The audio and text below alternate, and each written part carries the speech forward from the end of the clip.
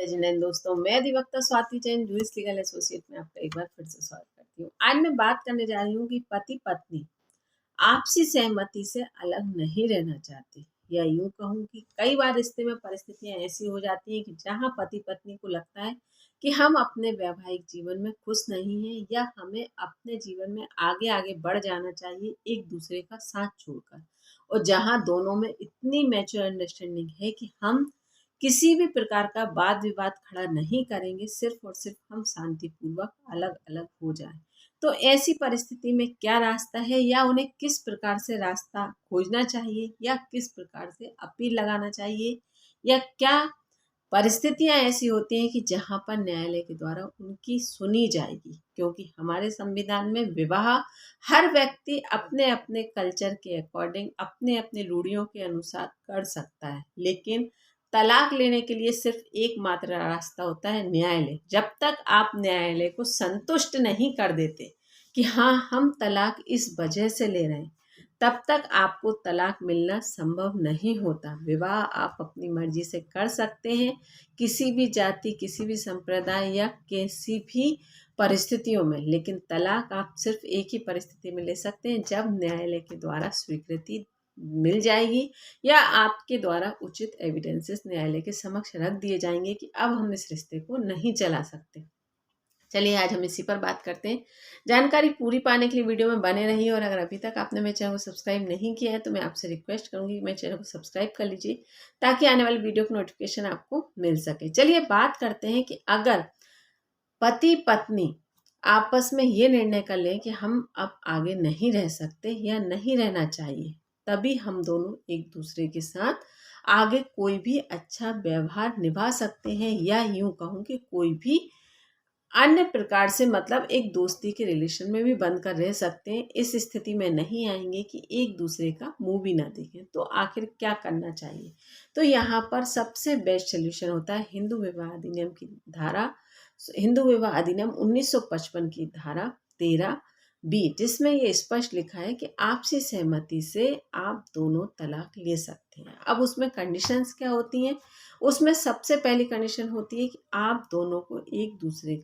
को इस चीज़ को देखना होगा कि मेंटेनेंस को लेकर, जैसे पत्नी डिपेंड है तो वह किस प्रकार से आगे अपनी जीविका चलाएगी, क्योंकि ये एक मतलब रिस्पॉन्सिबिलिटी है, मॉरल रिस्पॉन्सिबिलिटी है हस्बैंड की, कि वह अपनी लाइफ स्टाइल के अकॉर्डिंग अपनी पत्नी को मेंटेन करे। अब इसमें प्लस पॉइंट ये है कि अगर पत्नी आपकी एजुकेटेड है, इंडिपेंडेंट है, तो वह अपना खर्च चला सकती है, या यूं कहूँ कि वह इतनी स्वाभिमानी है कि आपसे अलग होकर रहकर आपके ऊपर डिपेंड नहीं रहना चाहती, और पत्नी ये खुद कहे कि मुझे आपसे किसी भी प्रकार का मेंटेनेंस नहीं चाहिए, कोई भी गुजारा भत्ता की राशि नहीं चाहिए। तो यहाँ पर एक कंडीशन ये बनती है कि पत्नी अगर ये कह दे, नहीं तो आपको अपनी लाइफ स्टाइल के अकॉर्डिंग पत्नी को मेंटेनेंस देना हो। दूसरा, अगर आपके बच्चे हैं,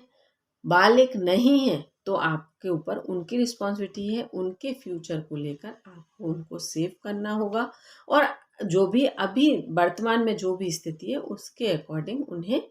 उनका फ्यूचर सेफ हो, उनकी लाइफ स्टाइल अच्छी हो आपकी लाइफ स्टाइल के अकॉर्डिंग। तो आपको इस बात का भी ध्यान रखना होगा। साथ ही तीसरा, कि अगर आपके बीच में कोई संपत्ति, कोई प्रॉपर्टी, कोई एफडी जो कि ज्वाइंट में है, या कोई भी आपकी इनकम के सोर्सेस से ली गई प्रॉपर्टी आपकी वाइफ के नाम से है, या कोई भी एफडी आपकी वाइफ के नाम से है जिसमें इनकम मतलब आपके द्वारा अर्न किया गया हो, तो उसका भी आपको आपसे सहमति से तलाक अपील कर लगाने से पहले आपको ये सारी चीज़ें समझ लेनी होंगी।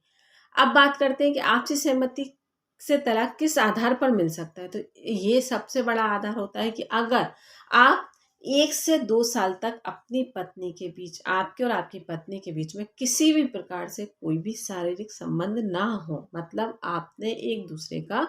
परित्याग कर रखा हो, जिसे हम डिसर्जन भी कहते हैं, तो इस आधार पर आप बहुत इजीली तलाक ले सकते हैं। बाकी अगर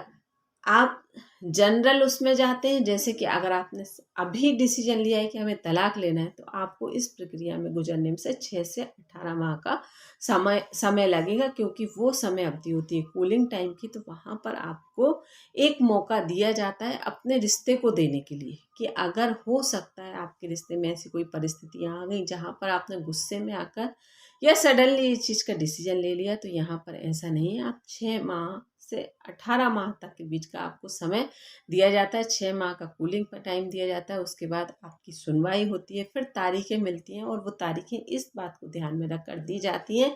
कि काउंसलिंग हो, मेडिकेशन हो, इस सब के दौरान अगर आपके बीच में ऐसी कोई बात आ जाए जहाँ आप एक दूसरे के साथ रहने को तैयार हो जाए, तो इस बात का ध्यान रखा जाता है। साथ ही जो मैंने आपको बताया मेंटेनेंस को लेकर, प्रॉपर्टी को लेकर या बच्चों को लेकर, इन सारी चीज़ों का ध्यान रखा जाता है। तो यहाँ पर अब बात कर लेते हैं कि हाँ सॉरी, इस एक बात और रह गई कि अगर आपसी सहमति से तलाक की अपील लगाएंगे तो वह किस प्रकार से लगेगी। तो यहाँ पर जो आपसी सहमति से तलाक की अपील लगाई जाती है, वो हस्बैंड और वाइफ को लीगल तरीके से दोनों को याचिका लगानी होती है, जिसमें आप दोनों पक्षकारों के हस्ताक्षर होते हैं, और इसमें ये स्पष्ट लिखा होता है कि हम दोनों आपसी सहमति से अलग होना चाहते हैं, हमें तलाक चाहिए। तो उस अपील को लगाया जाता है। उसमें ये कंडीशंस ऐड की जाती हैं कि अगर आपने इतने समय से एक दूसरे का परित्याग कर रखा है, तो यहाँ पर आपको 7 दिन के बाद ही 8वें दिन आपकी दूसरी तारीख लगा दी जाती है। आपको यहाँ पर कोई भी कूलिंग टाइम को फेस नहीं करना पड़ेगा, अगर आपने इतने लंबे समय से एक दूसरे का परित्याग कर रखा है। तो मतलब आपको फिर कूलिंग टाइम से नहीं गुजरना होगा। और अगर ऐसी रिश्ते की परिस्थितियां होती हैं, तो आपको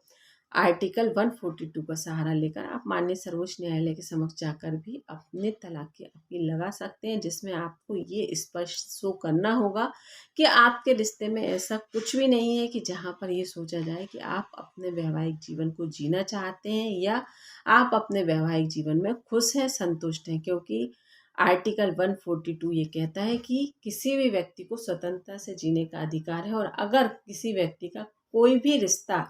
इस परिस्थिति तक आ गया है कि वह उसमें रहकर जीवित रहने की ही संभावना नहीं है, मतलब उस रिश्ते में रहेगा तो वह व्यक्ति किसी भी प्रकार से जीवित नहीं रह सकता है, मतलब वैवाहिक जीवन को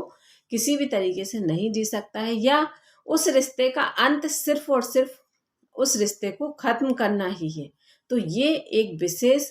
अधिकार है माननीय सर्वोच्च न्यायालय के पास, और इस अधिकार का अभी तक किसी के द्वारा भी कोई भी मतलब इस जजमेंट पर कोई सवाल उठा सकता है। तो इस जजमेंट पर जब तक हमारे संविधान में कोई नया कानून नहीं आ जाता, जब तक इस जजमेंट पर कोई सवाल नहीं उठा सकता। मतलब माननीय सर्वोच्च न्यायालय के द्वारा अगर आर्टिकल 142 के तहत आपको तलाक की डिग्री दे दी जाती है, तो वह पूर्णतः मान्य होगी। तो यहाँ पर आपको ये क्लियर हो गया होगा कि अगर आप आपसी सहमति से तलाक लगाएंगे तो किस प्रकार से लगाएंगे, और किस किस प्रक्रिया से गुजरना होगा, और आपको किस बात का ध्यान रखना होगा। और अगर आपके रिश्ते की कंडीशन ऐसी है कि जो सुधरने की स्थिति में नहीं है, तो आपको यहाँ पर सीधे माननीय सर्वोच्च न्यायालय के दरवाजे खटखटा सकते हैं। आपको यहाँ पर फैमिली कोर्ट, हाई कोर्ट से होकर भी नहीं गुजरना पड़ेगा। धन्यवाद।